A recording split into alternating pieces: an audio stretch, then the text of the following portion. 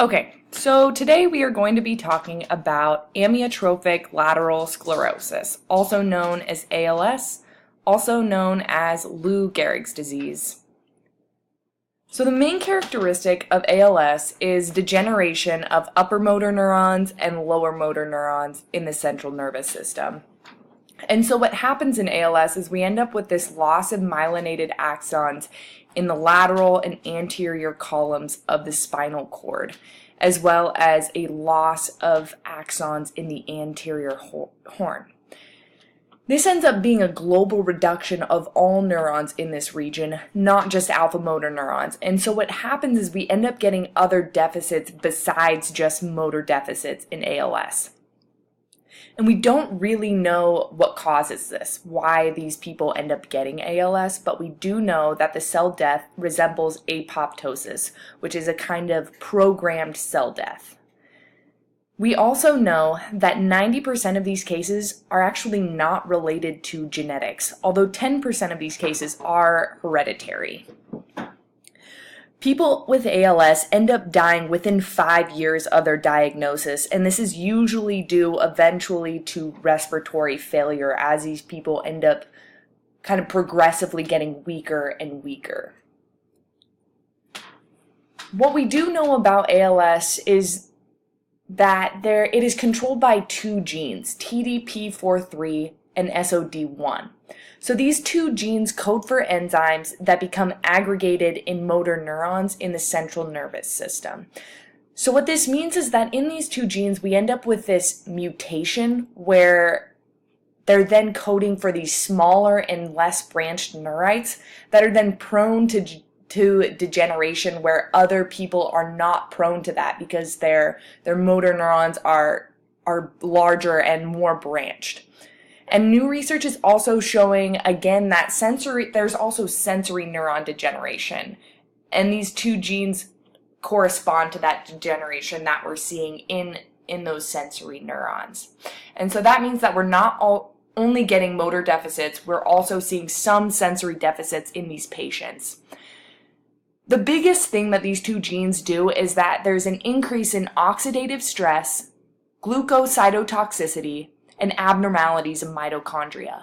And so because of these two genes, what we're seeing is that these three things end up leading to that cell death. And so that's kind of what we're seeing in this picture, is that these two genes end up kind of coding for more free radicals, increased mitochondrial damage, and increased cytotoxicity, ultimately leading to neuronal cell death.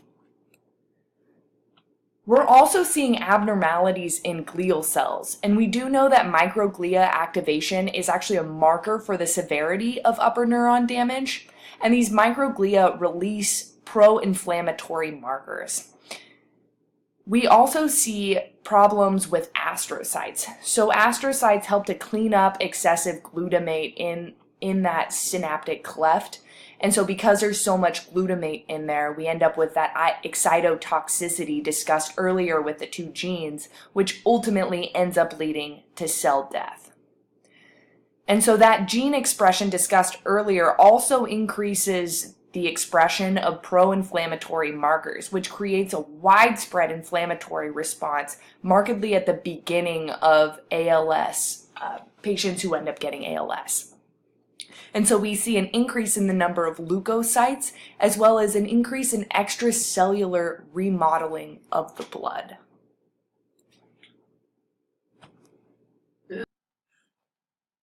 All right, so I'm going to be talking about the presentation of ALS. So 70% of cases are going to present as limb onset. So in these patients, your early findings are often going to be in their distal limbs. It may include foot drop, difficulty walking, loss of hand dexterity, or weakness when lifting their arms. This type is most common in men ages 50 to 75. And then 25% of cases are going to be bulbar onset. They're probably going to present with difficulty forming speech due to their weak muscles, and then followed by difficulty swallowing, due largely to the involvement of cranial nerve 7, 9, 10, and 12. Excessive drooling is often present due to the difficulty swallowing. They may also have malnutrition, as a result of the difficulty with swallowing. And then patients with bulbar onset may also have lower face droopiness due to the facial nerve involvement. And then also 5% of cases have initial trunk or respiratory involvement, so that is a lot less common. And then as the disease progresses, patients will demonstrate both upper motor neuron signs and lower motor neuron signs. And so if you look at that handout, we've kind of listed out a little refresher if you need that for those signs. As far as reflexes go, some of the examples of hyperreflexia that these patients may exhibit would be that cross adductor response when you're testing the patellar tendon. So rather than kicking straight out, they may kick out and medially at the same time. Also, when testing deep tendon reflexes, they may spread beyond the stimulated muscle group in an abnormal way. And then also, one of our sources kind of talked a little bit about how these patients may have cognitive dysfunction from the frontal lobe. And then progressive weakening of the respiratory muscles develops into respiratory failure, and that is eventually what causes death in these patients. As far as differential diagnoses go, it may be confused with post-polio syndrome, Charcot-Marie-Tooth syndrome, myasthenia gravis, Guillain-Barré, Parkinson's, or multiple sclerosis. And in the early stages, these all can mimic ALS because of the general weakness with no obvious cause. So it's important if you see any symptoms that may look like any of these that you refer your patients immediately, and then they can confirm ALS with the MRI, blood tests, CSF tests, or nerve conduction velocity tests. Okay, so there's no cure for ALS. However, there are medications that can be used to help delay the progression of the symptoms. There are 3 FDA-approved medications, including Riluzole, edaravone, and dextromethorphan. So Riluzole is an oral drug, and it prolongs the life by several months and extends time before the patients need to be on ventilation support. And its mechanism is a glutamate antagonist, and it inactivates the voltage-gated sodium channels.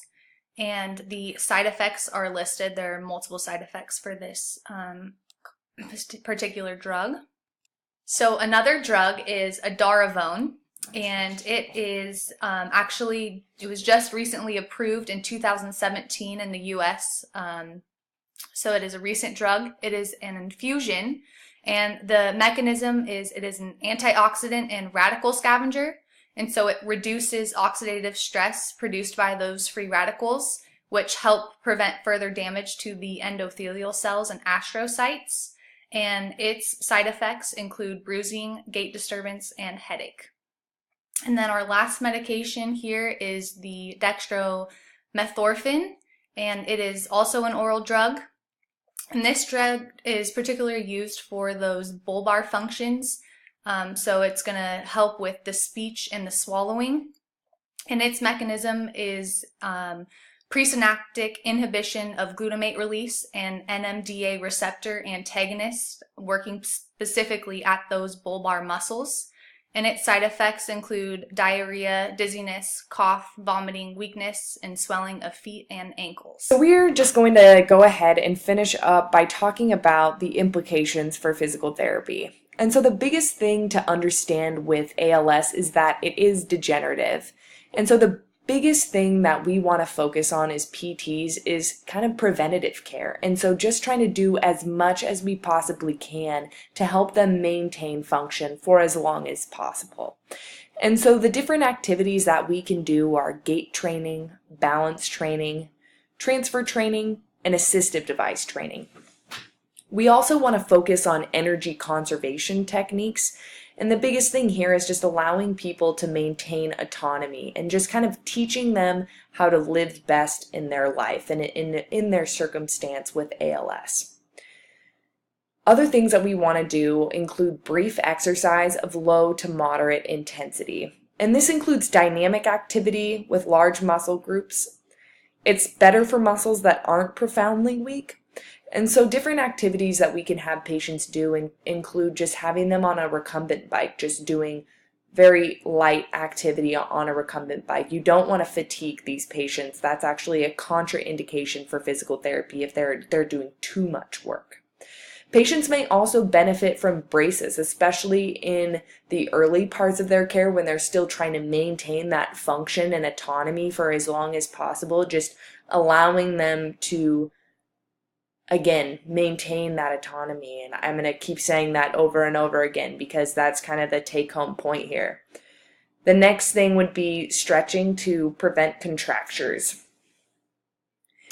And so we're going to finish up with the main goals of physical therapy. And so those include reducing effects of deconditioning, improving functional independence, improving mood, reducing spasticity, and increasing the quality of life. Thanks everyone for listening to our video. These are our references. Let us know if you have any questions at all. Thanks you guys.